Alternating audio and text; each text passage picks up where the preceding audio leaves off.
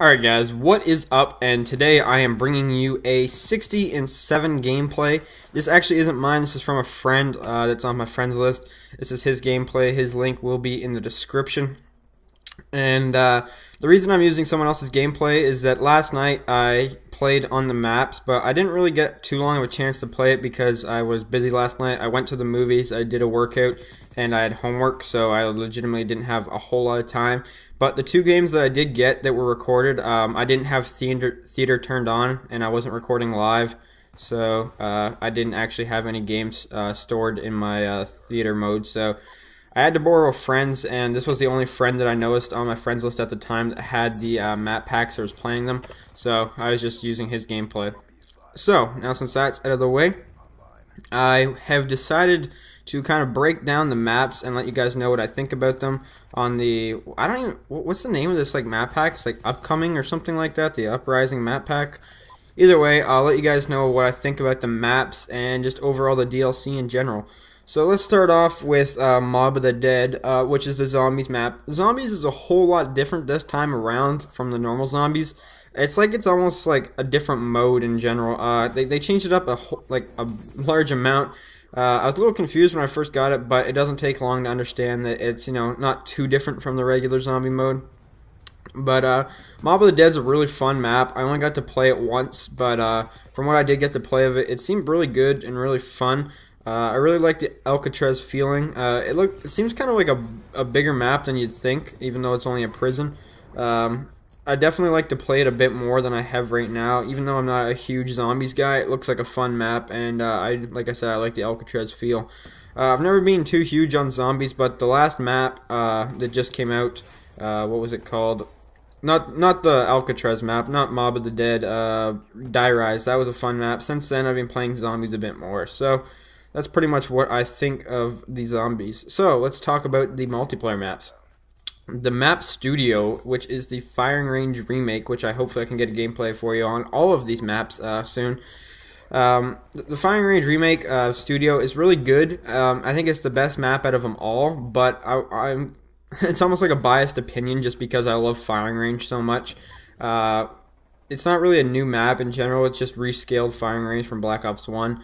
But I would say it is my favorite map out of all of them. Definitely a really fun map. I like what they did with Firing Range in a way. How they made it like a, I guess you could say a movie setup, or like a, I don't know, where they shoot movies and stuff like that. They got like Jurassic Park and, you know, the Midwest and like an alien invasion. They kind of made it all into one big map, which is really cool. Definitely a really good map, but I still feel like Firing Range is better, not just because it's the original, but I feel like that map just plays better on Black Ops 1 than it does on this game. For some reason, just like Nuketown, it seems like the rescaled maps, they play better on the original Black Ops for some reason. I'm not entirely sure why, but it just feels like it plays better on the first one.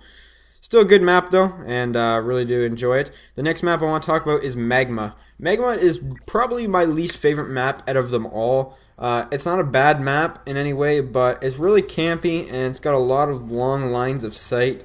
And it takes a long time to do the flanking if you want to get around the sides. Kind of reminds me of Rundown from MW2, how B-Dom was right in the middle of the bridge and it was like impossible to get, and that's like the only way to get on it.